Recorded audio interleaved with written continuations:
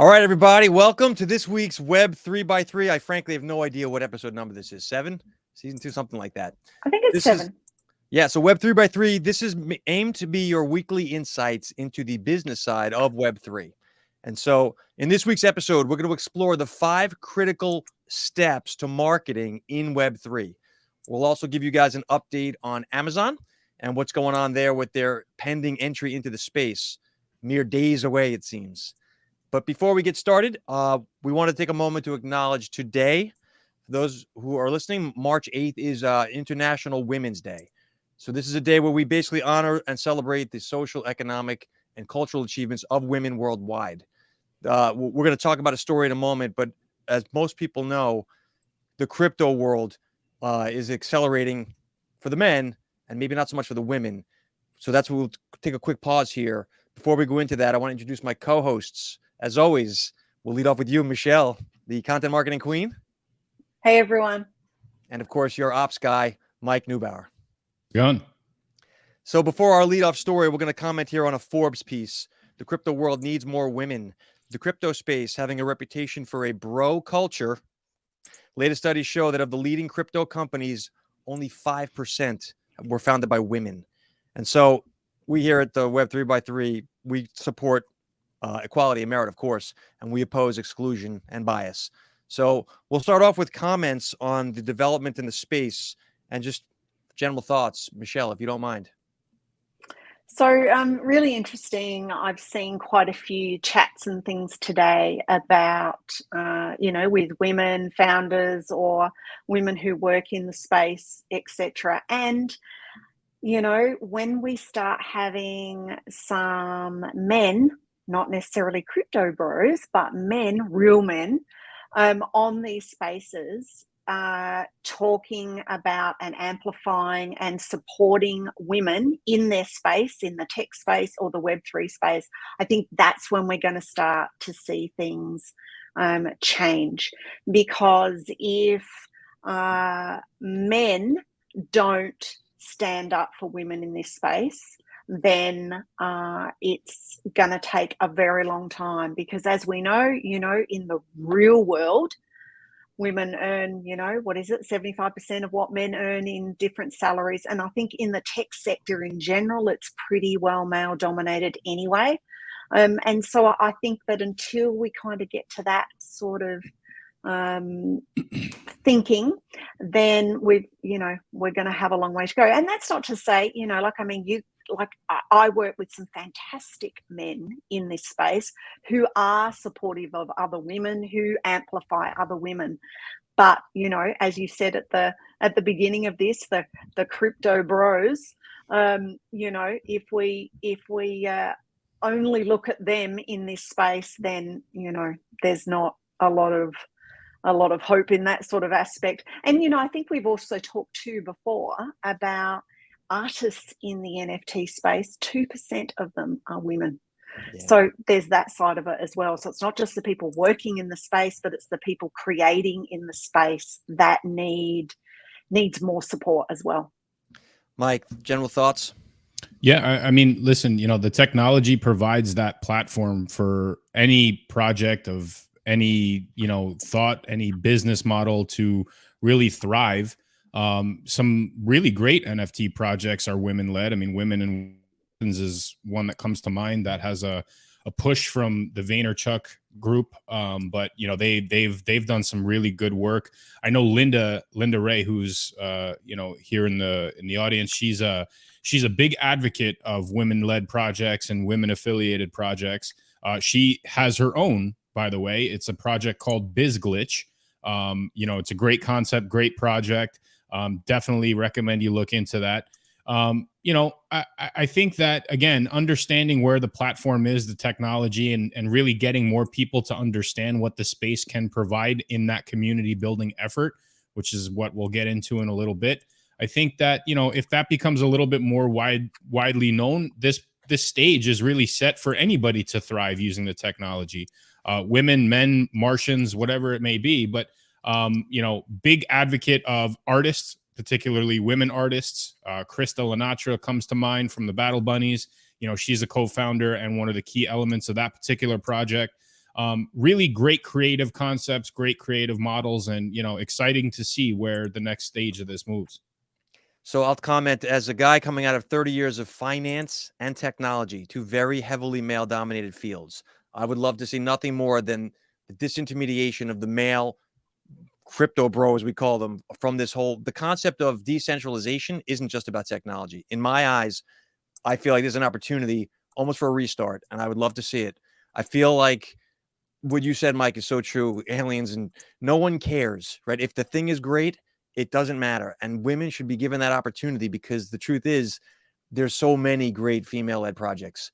So having them bubble up to the surface and having people, when people don't even know that they are, that's when it works. I think the whole thing is predicated on equality. The concept of Web3, decentralization, the very thing this show is based on is, it's going to be a delivery of the best, and everything else falls by the wayside.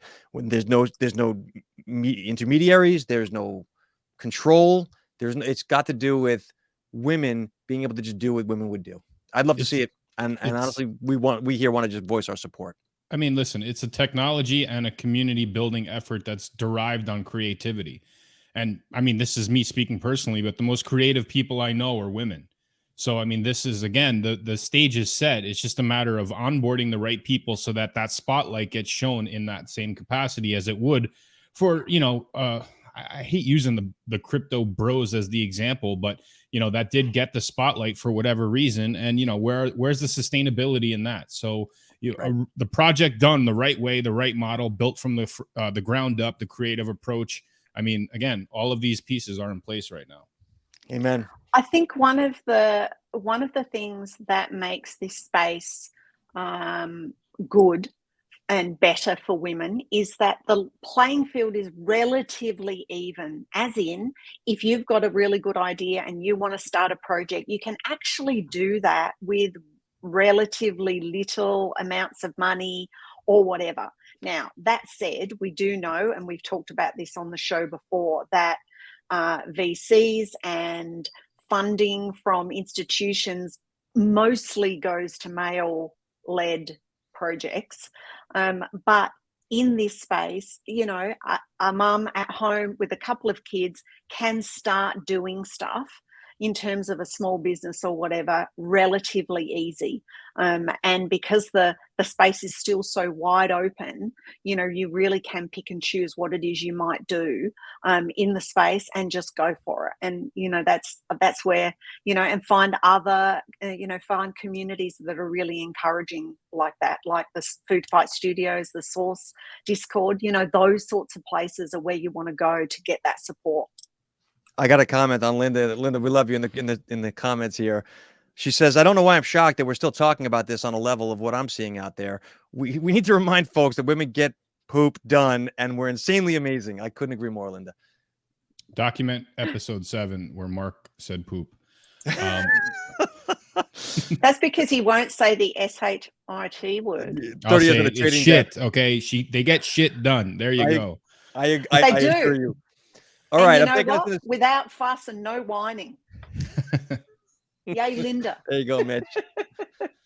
All right, so story number 1, our leadoff is going to be about marketing in Web3. There's a piece out of Crypto Slate that, honestly, there's so many things to talk about in Web3 right now, but we felt that this was the most relevant, especially to this show. But the piece is entitled Marketing in Web3, How to Gain an Edge in 2023. Content essentially is the cornerstone of engagement in Web3. Linda, we can get commentary from Linda in a minute on this. The 5-step marketing plan for engagement in Web3. 5 steps now. This is coming out with this article, and I actually agree with this. I was thinking about doing a piece on the back end. Number 1, communication. Clear and constant interaction with the members that are in the project. Number 2 is gamification. Events, giveaways, incentives, etc. Number 3, exclusive benefits. Giving your OGs a benefit as a reward. Mike, you talk about this extensively. Number 4, feedback. Encouraging feedback after the things you do for the community, because that's how you build the next thing. And number 5, surprisingly, offline events, right? Tie this all back to IRL. Community and products go hand in hand. And in Web3, the cadence of communication over one of the channels doesn't matter, creates a whole relationship and the ecosystem. Now, we're going to go first for comments from you, Mike, because I know that you have done this actually quite a number of times. And then Linda, I'm sorry, I apologize. Michelle, I'd like to get your thoughts on the content angles of all this. Mike, what do you think? Yeah, I mean, I would almost yield to the content marketing queen for first comments on this, but I'll give her a chance to get final thoughts on this for sure. But yeah, I mean, listen, you know, this whole concept of the Web3 world has really given both users and project creators a sense of ownership in what they're trying to do. Right. You know, you can go out and you can support Nike and buy shoes and they're comfortable and you have a nice Nike collection. At the end of the day, what do you really have for that other than a stockpile of shoes? In this type of world, you have the ability to co-create, you have the ability to co-own, you have the ability to, you know, potentially navigate the ship as it's sailing across the waters. And I don't think that there's another platform out there in a general sense with multiple projects attached to that you have that freedom and flexibility to be a part of. But one of the things that I found interesting is that number 5 point, right? Like we always talk about, you know, people jumping into Web3, but you know, you don't necessarily have to leave the Web2 world, right? So all these off-chain, offline events where, you know, maybe you can get together and have like a video game contest on an Xbox, you know, has nothing to do with blockchain. You know, you can get together at a real life event, show up at a baseball game or show up at some expo or something and meet everybody. I mean, you're building this community, you're creating these relationships, and these are the typical things that can help solidify those elements as you continuously drive the project forward, which makes more awareness of the project, which increases more value in the NFTs themselves. And again, there's a mutual benefit to both sides of that equation. Michelle, thoughts? So one of the things we have talked about particularly in the last 3 or 4 months is that we are moving away from projects in this space that created 10,000 you know, people in a Discord, and then they dropped, you know, 5,000 pieces of art, and the 10 or the 20,000 people in the Discord created the FOMO and the hype and the whatever, and then they did or they didn't sell out. And that was really how, you know, project founders reacted and did it. That's all they did. So, you know, they were fake communities. Now what we're seeing is that in 2023, what worked in 2021 and 2022 doesn't work anymore. You have got to build your community from the grassroots up. So what that also means now is that when you have a project, you need to have utility for what your project does. And as you've said in, you know, these 5 points, part of that utility could be access to, you know, online or offline events, in real life events. It can be gamification. So it can be, you know, quiz nights, or it can be tokens as rewards, like Mike has created the scoops in the, you know, in the food fight Discord. It can be exclusive benefits. So if you're an OG, you know, reward token holder, you know, you get to have drinks with the founder once a quarter, whatever. So there's all of those things. You know, you can't just create 10,000 pieces of art now and go, hey, everybody, here I am. The other thing we notice now, and we know what works, is that founders have to be in the trenches. If they're not in the Discords or the Telegram or wherever they've created that community, if they're not in there on a regular basis, people don't trust them anymore. And trust goes with how you treat your community, how you talk to your community, how others within the community treat each other are all really big factors now in the success of projects. And the story, there was one thing in the story that I disagree with, and I'd be interested to find out what you and Mark, think about this. They talked about one of the aspects of whether a person within the community is an active member or not, etc., or how they dissected who their target audiences were within their community was based on their wallet activity. Now, I don't know about you, but I've got hot wallets, I've got cold wallets. All the NFTs that I really value and that are really valuable are in my cold wallet. They're Amen. not sitting in my hot wallet. And so I I question whether or not you can actually use that now. Maybe in 2021 and early 2022, you could have used wallet activity as a way of segmenting your community. I don't think you can do that now. And that's in the article. And I disagree with that. And I think it's wrong now. Mike, I'll let you take first crack at this. I've definitely got thoughts. Yeah. So, I mean, all great points and very well put. Again, this is why, you should have led with your comments on this.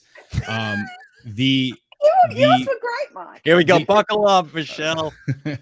The old way of doing things, like I usually refer to it jokingly as the before time, right? I mean, in this extremely short time frame, we actually have a before time. But it was all hot air, right? It was all hot air blown into a balloon to make it look bigger than what it is. But when you take the actual, the volume of what that surface area is, it's all bullshit, right? It's all hot air. It's nothing. And I think that, it caught a lot of people by surprise. Some people made money on it. Some people scammed people out of it. To your point on this, the founders being a part of the community, an essential piece of the puzzle. But when we first started having this quote unquote crypto winter, I mean, I thought it was one of the best things that could have ever happened for this space, right? Because it kind of deflated all those balloons and it got rid of all of the noise and the nonsense. And, the ones that were legit trying to build a community, they're the ones that thrived because they had the support of the people. They had the drive to keep moving forward.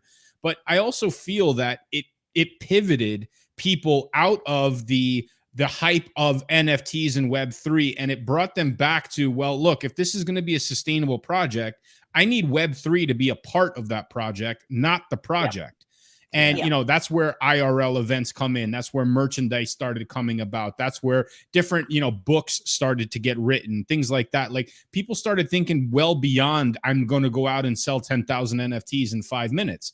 And, if it happens, great. Look, it's, you're doing something right with your explanation, but the sustainability, I think, is really what drove the community and the direction on where we're at in 2023. Right. So, and if nothing else, we know now that having 10,000 people in your Discord does not make a community. They might be an audience, and 9,600 of them were in there to get the free airdrop or to be whitelisted to get the first monkey picture that you dropped in the collection and all that. So that is not what a community is anymore.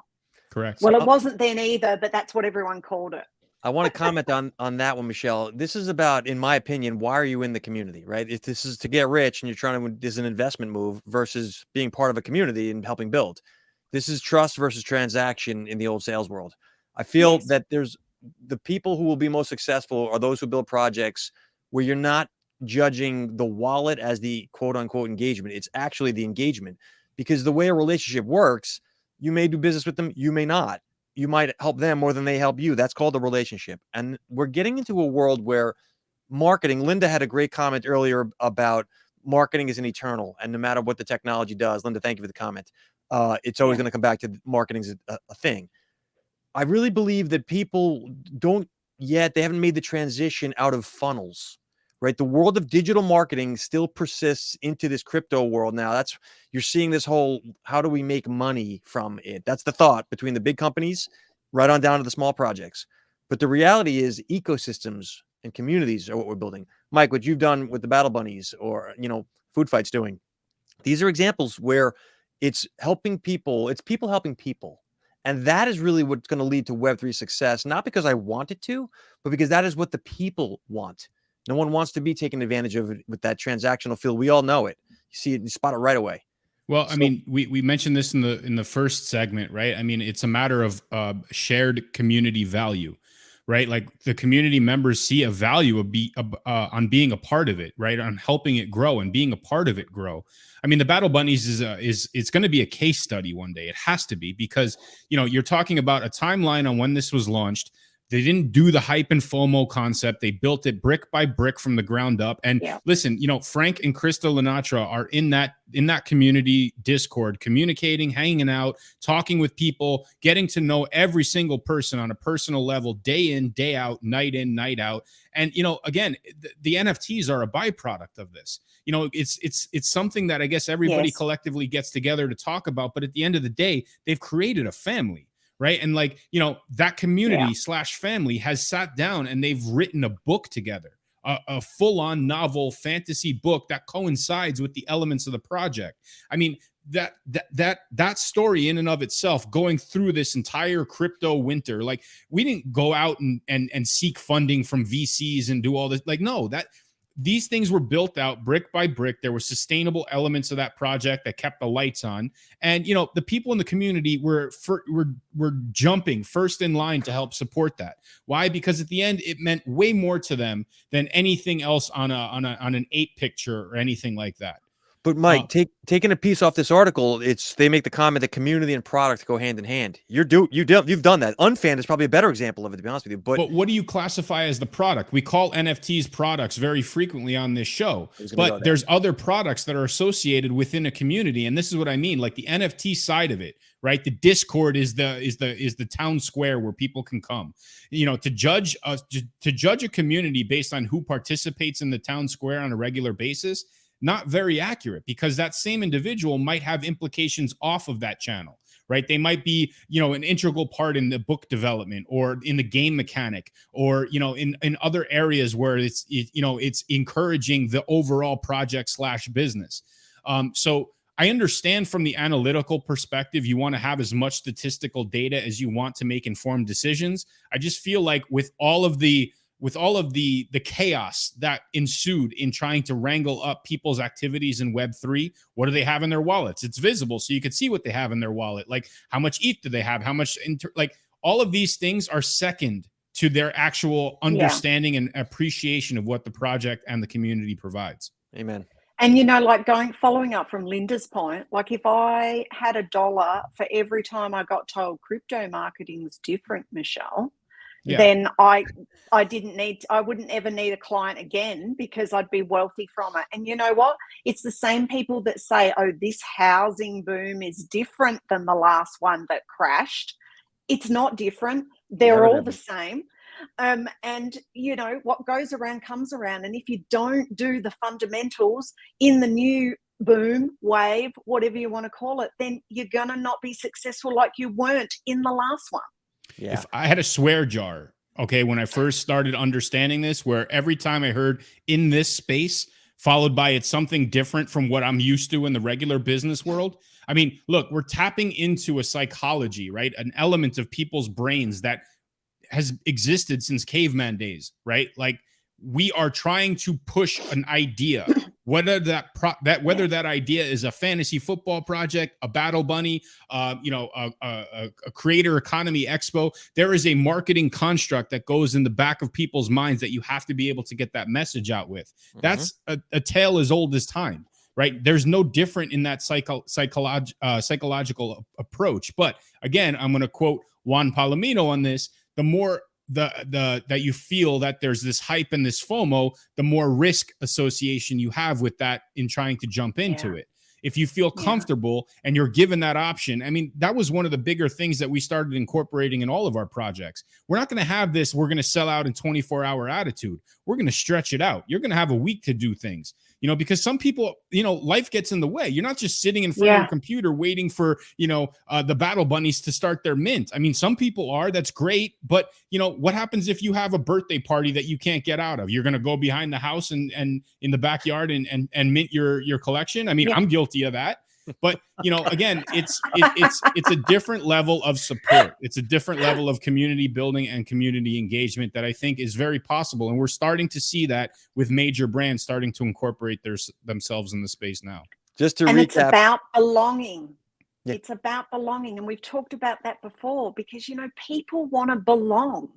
People wear T-shirts from their favorite band, or people wear, you know, Nikes or Adidas or Fila shoes because they belong, or they feel a sense of whatever to that brand.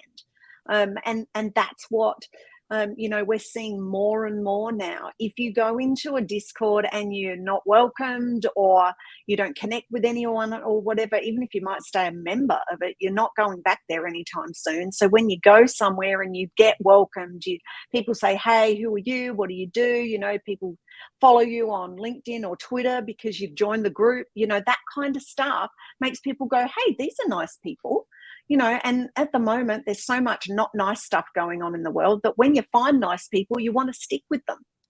To that point, those who are familiar with Simon Sinek and Golden Circle, people don't buy what you do, they buy why you do it. This speaks to Web3. And I think we see more of that, which is, by the way, going to pose a challenge for these gigantic corporations that want everyone as their customer. So we'll see. As a quick recap on that story, though, the 5-step marketing plan for Web3, for those who are still listening, thank you, everyone.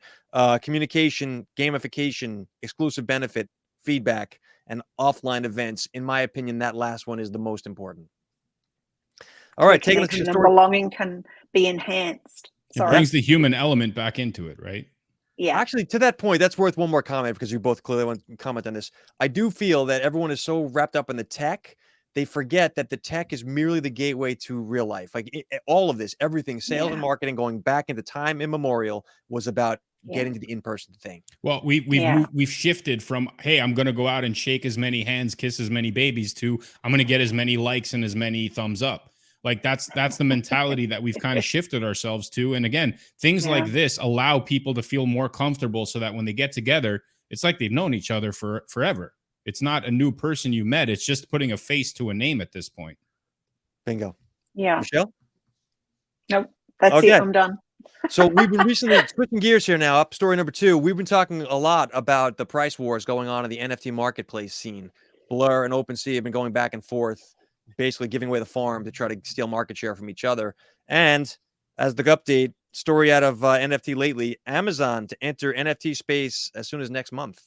So those followers of the show will know we've been talking about this, but Amazon is officially entering Web3 with an NFT marketplace right off the Amazon website. This is the real deal.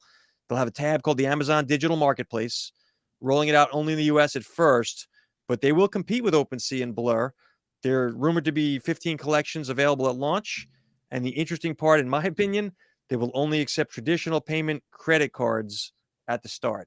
This has clear implications for tech, clear implications for marketing. Who wants to start us off here? Michelle?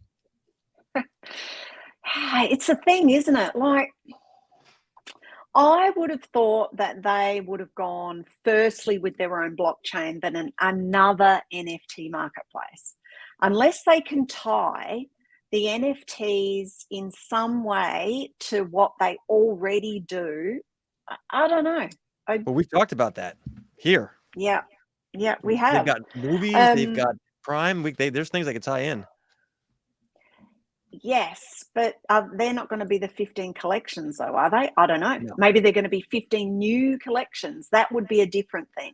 I mean, I think what we have seen, though, is that the traditional NFT marketplace that offers everything, that does everything, that is the same as 15 other NFT marketplaces out there, cannot survive.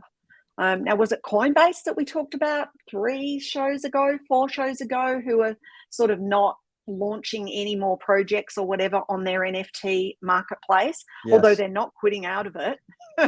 But effectively, they're acknowledging that it's dead. OpenSea's down 95%. There's Blur's doing amazing volume, but a lot of it's wash trading and just transferring NFTs from wallet A to wallet B to wallet C and back to wallet A again, and therefore they get to be able to show that they've got a lot of volume going on. I don't know. Michelle, to your point, Linda is right there with you. There's got to be a catch that they don't have their own blockchain. She's agreeing with you. Yeah. Mike, what do you think? It's coming. Linda, it is definitely coming. Yeah, and I'll tell you how it's coming. We had this conversation 4 weeks ago, 5 weeks ago. We're very ahead of the tsunami on this one, especially with a Goliath like Amazon. And there are going to be underlying things that we are all predicting here that will come to fruition, including their own blockchain. And I think that, if anything, this is nothing more than a beta test for them. This is a test to see what kind of market interaction they can get from it. whether they can capitalize on other people's projects, which is Amazon's business model anyway. But I feel like they have an opportunity, an extreme unique opportunity here to go back to their square roots and really focus on books. And if they have the ability to do ebooks that are token gated, and they go right back to, and they can corner that market, right? Like this is how that business started. They go back to those roots, implement a Web3 element to it. And now you start pushing that side of it and let the other pieces, you know, the other chips fall where they may. They're not going to really be interested in selling an ape, you know, on their marketplace. They're going to really start focusing on integrating their sellers to implement Web3 capabilities on their own blockchain. I'd be remiss. So, and I don't think it even has to be ebooks. If you've got a physical book that you sell on Amazon, why can't you token drop to the people that buy your physical book? You can 100%, but we're talking about a digital collectible component, which essentially is this NFT, right? So the digital token is still going to be a part of this. We'll call it Amazon blockchain. That token itself holds value in the secondary market that they're trying to beta test right now and build, right? So if you are an author, okay, and let's use the Battle Bunnies because we just launched the book, right? It's coming out in the next 2 weeks. That book, for example, if that was token gated using a specific NFT launched on that Amazon blockchain, only available on that blockchain, only exchangeable on that blockchain, you have the ability to buy different editions of that book in the form of NFTs. That unlocks specific components of that book. It might even unlock specific elements that aren't available outside of owning that NFT, like videos or animations or different meetups with the owners or some of those different constructs that each project can uniquely define. Again, shifting the model of what an NFT is to what it could be, but providing that platform on a monster such as Amazon. My other comment, I guess, with respect to the transactional pieces, we've seen ETH really starting to move away from the onboarding phase of getting into Web3, right? Like I need to connect my wallet. I need to connect my wallet to my bank account. I need to wait 2 weeks. Like these are all things of the before time, as we defined earlier, right? There are applications in place now, such as a platform like Winter. Winter, you can incorporate into your project. Winter is a platform that you, as the creator, can set up, define the price in your digital contract. The Winter element will read it. It will accept a payment from the user in the form of a credit card and mint the ETH to you as the creator. So they're basically fronting the cost of the NFT, whatever that may be, in ETH, sending you, the creator, the money, and then putting that NFT in the user's wallet after the credit card, obviously, is the transaction is complete. So their deal with the credit card companies are, look, we're basically fronting the money in exchange for the ETH, banking on the fact that obviously ETH goes up. That's an enormous onboarding ramp that was paved out and really fixed in this entire process. And I wouldn't be surprised if Amazon has something very similar to that. I want to make 2 points on this. But I want to, so ahead, I'm Michelle, going to jump in. Sorry, Mark, going to interrupt.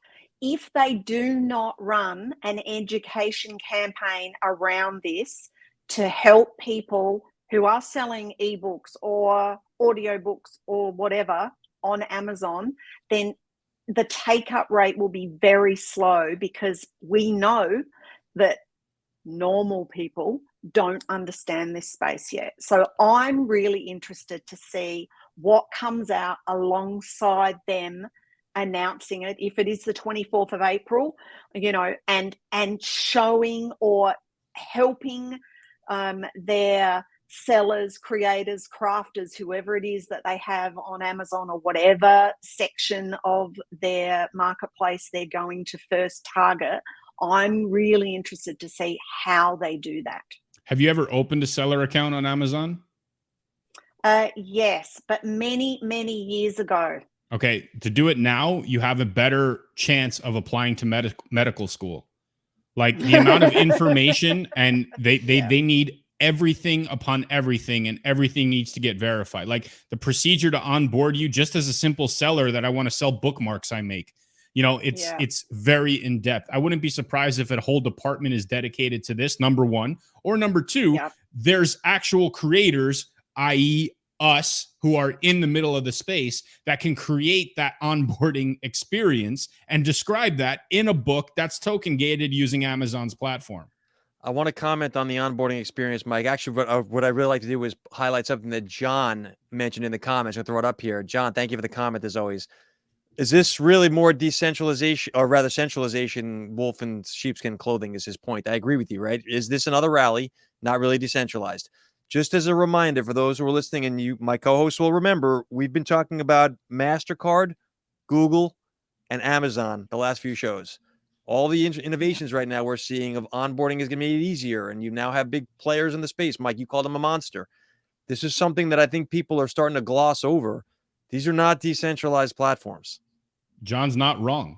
He's totally not wrong. And again, I feel that, Amazon doing this now as just a traditional third-party marketplace, setting that up just to have a point of transaction is a beta for what they could potentially build. And what they could potentially build will still have the ability to be audited. You don't have to build on Amazon, right? You can build bridges that can potentially bridge to that Amazon blockchain if it ever gets to that point.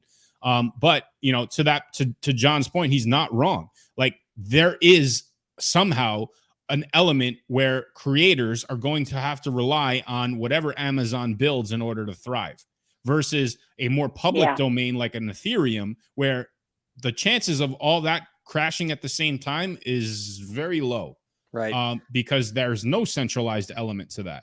But the second piece of my comment, Mike, and I agree with you, everything you said, John, I agree with you as well, is the broader implications for the tech industry, which is in this article. What are these broader implications? When Amazon is coming into the space, you know darn well that all the ancillary services and the little small vendors, there's now a reason to be servicing these on-ramps. Yeah. Well, so from their perspective, I would argue it's advertisement revenue. This is a way for them to start targeting their actual advertisers on their platform based on this particular metric. And I think that's really, I really think that's where they want their money to come from. Yeah. And it gives them another, when they first 5 years they sold books, then the next 3 years they sold books and DVDs, and then they, decentralized and started selling all sorts of things. This is another line, a revenue line for them. Let's not forget that they're also one of the key components to web services, right? So companies that are actually setting up their NFT, and AWS is a prominent used tool in the Web3 space today, right? So now if you can just expand that marketplace, now this comfy cushion revenue stream that you call web services is now, I guess highlighted more. Yeah. All right. So I want to take this to the next. It connects directly to the services and the broader implications. There's several of the stories we want to hit, and because of time constraints, I'm going to combine a couple of them here.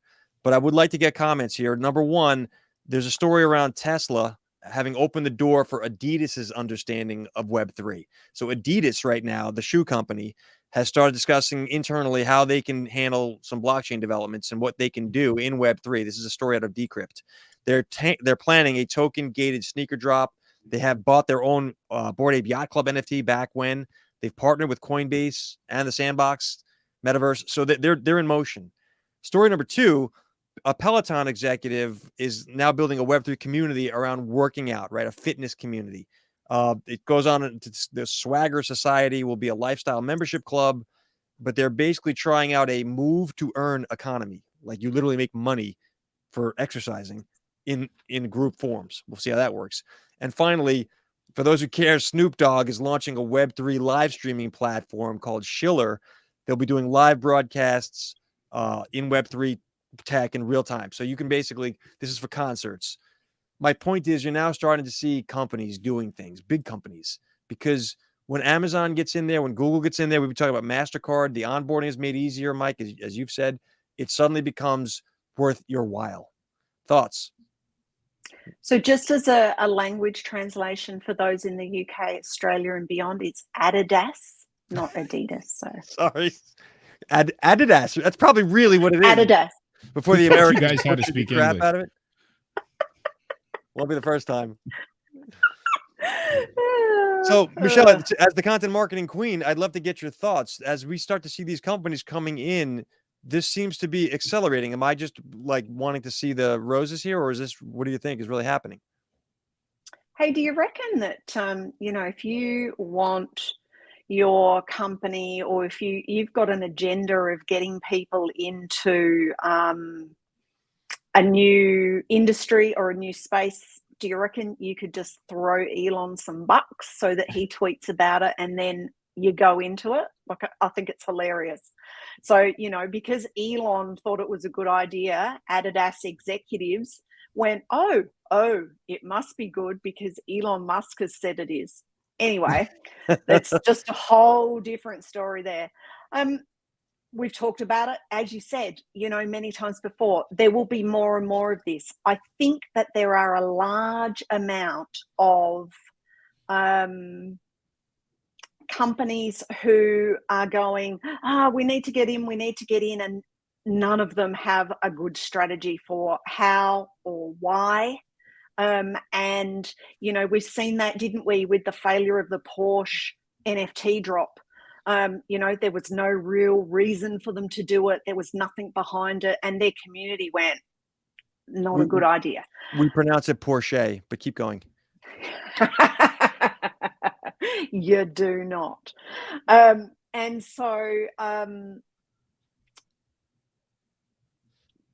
ultimately, I think everyone, like lots of, all the big companies will be in Web3. But whether you need to be in Web3 now or in 2 years' time, when it fits with your strategy of what it is you want your business to do and where you want it to go, I think that there should be a lot of discussion at large companies and even small businesses, because, businesses are who we are trying to talk to by doing these podcasts. You can't just go, hey, this is the next bright, shiny object, I need to be in there. No, you need to go, right, this is the next internet wave. I do need to get my company ready for it, but I need to do X, Y, Z first, and then I can enter the space doing it the right way. Yeah. I'm seeing a lot of these companies just throw money. Like, I know that no problem can't be solved without throwing money at it. But, they're just throwing money, sort of getting an influencer or getting a crypto bro advisor and throwing money at it and launching stuff that, frankly, as we've said before, 90% of them's not very good. Yeah. Ape Llama Consultants. I know. Mike, what do you think around this? We call it Z, not Z. But no, look, this is another example of the evolution of these massive organizations uncovering what this technology could be versus what it is, right? I think we lost Mike there. Did Mike go? Oh, Mike, you look good. Mike's gone. Okay. I'll pick up on that, though. I do think that he's right, that the technology companies. Oh, Mike, you're back. Sorry. Oh, good. No, go ahead. You dropped for a second. Please continue your thought. No, it's just that, like, so Adidas, doing a token gated sneaker drop. I mean, that's a perfect example of what they're trying to understand, how they can incorporate their community, their business, their products into where this, I guess, space in this community is kind of unfolding from. Peloton is a unique example because they have a cult following on Peloton. And they already have the community, right? So now they're incorporating this reward system, which is just going to feed that monster and that fire already. Snoop Dogg, I mean, I don't know if anybody saw the Chris Rock special, but Snoop Dogg will sell reverse mortgages if he has to. He has been in the Web3, big advocate of Web3, hosting, concerts in the metaverse and all this other stuff. In fact, I was playing around in AltSpace VR when I first got it, just to kind of understand what it was doing. And I ran into him in his avatar. Really? He was surrounded by avatar bodyguards, which I thought was hilarious. But, I mean, he's really been all in what this thing is all about. Mostly, I think, because as an artist, he appreciates that, this is really what could provide longevity and sustainability to an artist. There's no record label, there's no contract in between that can jeopardize that. It's literally creative people, entrepreneurs going out and trying to make something based on, some idea, some project, some community building effort. I need to build myself avatar paparazzi when I move around the metaverse. It's good to know. Exactly. I should have people holding my crown and carrying my train, shouldn't I? So I want to comment on this again in the interest of time. There's a story out of VentureBeat about Hollywood movie making, right? Web3 in Hollywood, the IP of the future. Investment in Web3 movie projects is surging right now. Most people aren't aware of this. Web3 enables what they're calling participatory storytelling for fans, right? So currently, the movie making industry is finding it hard to reach audiences, right? The splintering, over the top, set top boxes, etc. The fan experience, though, that's enabled by Web3, which they're comparing in this article to a cross between passive video watching and interactive gaming. It provides a whole new avenue, a new lease on life, if you will, for movie making, because you can roll the fans into the story writing. So I find this fascinating. I think it's worth mentioning because I do think we'll be seeing more of this down the road. For those who are, well, I'll come back to my comments. We'll start off with you, Michelle. What do you think about this? I think that it's going to be a really good way for art films. So not necessarily Warner Brothers and, whatever, but people to get funding to be able to make, really good movies that the big studios reject. And I think that's in part, that's what Netflix has done for series and, limited specials and stuff like that. The big studios would never have done, for example, the WeWork special that was 6 episodes about what WeWork did or whatever. But Netflix did that. So I think that people are going to be able to raise money by doing a DAO around a movie. And I think there's a couple of cases off the top of my head. I can't remember what they were called, the movies. But, I think that is going to be a way of people being owners of a film as well. And if it's a DAO, then, if it's successful, the money they raise can be paid back to the people or given as, to charities or whatever. I mean, I think that the sky's the limit for that aspect of it. In terms of, NFTs and stuff for movies, or maybe if you own the NFT, you could go to the premiere, those sorts of things. But I'm struggling to see, as would I buy one of them to be part of their community of a, say the Top Gun Maverick film or whatever. I don't know. There would be lots of people that would probably, but I'm not sure that I would be dragged into that kind of community. They would definitely be American and they would definitely have tattoos, but yes. Mike, what do you think? Or have an American tattoo. Oh, hang on. I might have to reconsider my partnership here with you guys. Hey, we're all USA here, except you. The movie industry. All right, so let's rewind time to the Super Bowl. How many movie trailers did we see? At least 5 to 7 movie trailers. And how many unique movies were there? 0. It was all sequel this and 7th version of that, and we're gonna have Fast and the Furious 42, and we're gonna have Transformers 9, and Jurassic Park 58. Like, there's no creativity and there's no originality anymore in Hollywood, right? And yes, it will sell tickets and people will go because they feel almost an obligation to, because they bought into watching the first 58 movies. But this is an opportunity to start expanding, I guess, the creative approach to it. Now, as part of DAO and let's share in the revenue and everything, I mean, I'm going to yield to Mark on this one, but this sounds awful lot like a stock. Yeah. So I'll tell you 2 things. In a recessionary period where we have entered globally, it gets risky to start new projects no one's taking a chance on it. So they're going to go with the franchise that they know is proven. That's why the Hollywood industry in downturns, you're going to start seeing Transformers 9 and Fast and Furious 42. That's a byproduct of that, the economic circle. However, to your point, Mike, I agree with you. I do want to comment that I'm a Star Wars fan. And for those who are Star Wars nerds like I am, there was a fan-made trailer about 2 years ago about Boba Fett, who comes up out of the sand, and it basically finished the story of whatever happened to that character after Return of the Jedi. That storyline was lifted directly by the Disney executives and incorporated and became a key part of the Boba Fett, miniseries they did on the back of The Mandalorian. Anyone who's a Star Wars fan was like, oh, thank God, this other rando fan who got that storyline right finally gets credited, not officially. Also, in The Mandalorian, they did the AI generative backdating of Luke Skywalker to make the actor look young again. Yeah. The kids they used to do that actual tech, they pulled off YouTube because they were doing that anyway with Star Wars stuff.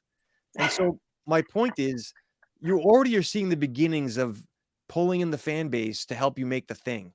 There was a scene in Mandalorian with a whole bunch of stormtroopers, and they actually got fans, literal Star Wars fans, random people, to show up in their stormtrooper gear, bring your own gear, and you could be on the Mandalorian. And they were. There was like 100 people. So my point is, we're seeing the stirrings of this already, whether we know it or not. All we need to do now is put the Dow around it. Mike, it is a lot like a stock. But if I'm a Star Wars fan, it's theft. It isn't. It's not. If I'm in on the IP and you tell me we're gonna make a new Star Wars, we need your expertise, Mark, because you know how to model make or whatever it is that needs to be done, and you're gonna have a say and then a stake in what this thing does. Okay, yeah. Or the way that Disney operates, and we all know this from history, there was a bunch of kids on YouTube creating like younger versions of IP that Disney owns, and they either threaten them that they were going to sue the hell out of them, or they come and do it for them for the real well, this is where we need Mitch Jackson, right? This is about IP control, though, Mike. That I agree. Well, again, this is where I don't think that the reins are going to be loosened from those types of organizations, right? It might take some sort of an independent Netflix type party to come in with a ridiculous budget to organize this and to make it work. I don't see Disney getting a bunch of people selling an NFT and actually sharing in the profits of that IP. With a thriving IP like Harry Potter, I agree. With a dead IP like Netflix is going back and resurrecting the Addams Family or whatever, that type of thing. Yeah, you're going to get fans of the old TV series from such and such, and then who wants to come and help us resurrect this thing? I can see people coming forth for that. Again, this goes back to, do we keep recreating the wheel? Do we tap into a psyche of what we all grew up with and want to see a modern version of, or do we collectively get together and try to build something fresh and new? And right. I think it could be a fine balance on it. But the problem is that when you start getting into the Transformers 9, 10, 12, whatever, the storyline is irrelevant, right? It's just a matter of, how many tickets can we sell in the opening weekend? And at the end of the day, it just loses its luster. I mean, there's already a roller coaster. There's already a Universal Park. There's all these things are built around that component of it, but the actual meat and potatoes of the story is lost. Like, go back and watch the first of those movies now. Like, I'm still kind of like in awe on where it's become, because look at Jurassic Park. This guy is training velociraptors to do like tricks and shit. Like, this is not Jurassic Park, man, but that's what it's evolved to. He's Star-Lord. Of course he can do that. I mean, maybe, but like, dude, it's just, it's completely lost. It's lost its whole like originality to it, is my point, right? It just became a different offshoot tangent that's on LSD basically. Michelle, comments and we'll move on. Oh, there's plenty of people that'll do anything that Chris does with his hand out like this, Mike. Yeah, I think that the art house films are where it will be the most useful. So not the big studio stuff. The last story, I don't want to spend much time on this because we've hit this already, but I want to remind people, there's a piece out of Lex.com, the relationship between Web3 and ChatGPT. We've talked. We made it 53 minutes without mentioning ChatGPT. I wanted to just make the point. Did I not say we were not going to talk about ChatGPT? We don't have to. I just wanted to make the point that if Web 1 was accessed information and 2 was user-generated content, social media, Web 3, which is what we talk about here, is about removal of intermediaries. And AI is enabling that. I think people don't recognize there's a correlation. And I don't want to talk about it extensively, but I want to make the point. They're not independent. No. And that's what point we've made here many, many, many, many times in the whole fearful element of it. We need to be conscious of that. And, there will be, let's stick with Hollywood. There will be movies that are generated an entire script on ChatGPT. It's coming. And, the whole push behind it is not going to be the substance. It's not going to be the actor that portrays it. It's going to be the fact that this was generated by this artificial intelligence that has some kind of, fingerprint behind the scenes on it. Michelle? People are going to get really good at knowing whether or not a person with feelings and thoughts and opinions has written something, as opposed to an AI, no matter what, whether it's ChatGPT or Jasper or, you know, any of the others. So I think, yeah, it's useful, but it cannot, and we've talked about this before, replace a human being's hand waving over the content and putting in the human element and the feelings and the thoughts in it and the analysis. Look, this is setting the stage for actors who have passed away to become deep fake actors with Chat GPT. And like, I mean, look, a resurrection of an old movie like that is not out of the realm of possibility. And I think that could easily become the next iteration of where this turns. Yeah. Elvis is coming back, people. He never left. I want to remind people out there that none of this constitutes investment advice. This is opinions only, and we are not promoting or poo-pooing any particular investment philosophy, but this is really just informational. Three blowhards talking about it. I want to also comment. I don't know. I reckon sometimes we are poo-pooing things, but anyway. Nah. We're sponsored this week by the Web3 Content Lab. This is maybe in honor of International Women's Day. This is the strategic consulting to help any business get Web3 ready. www.contentmarketingqueen.com. So check that out. And before we go for final rounds, actually, let's make it for the final rounds. I'll summarize this by saying I'm seeing an increasing number of companies coming into the space. Amazon obviously is going to just unleash, in my opinion. We're opening up the sluices here. But the fact is, our lead story of how to market in Web3, still a conundrum for a lot of these companies. They don't know the steps. They don't know how to get their hands around this. Final thoughts. Mike, we'll start with you. Well, I agree. I think that it's encouraging to see these companies needing or finding the need to adopt the technology and incorporate it. I would also caution to John's point in the comments, like, we need to be very cautious about re-centralizing a platform and the technology that was designed to be decentralized. That being said, there is a tremendous opportunity for projects of all statutes, all different types of women-led projects, women-involved projects, dude-involved projects, dude and women involved, any project that anybody finds value in building a community that's strong, like-minded people, having fun, gamifying things, offering really cool utility. This is the backbone of where the technology is. Developing certain areas where we can ease the onboarding process, which has always been a massive barrier to here, it's going to help. And I've said it from day one, over a year ago at this point. It's going to take companies that have budgets and helping educate people on how to do that. That's going to expand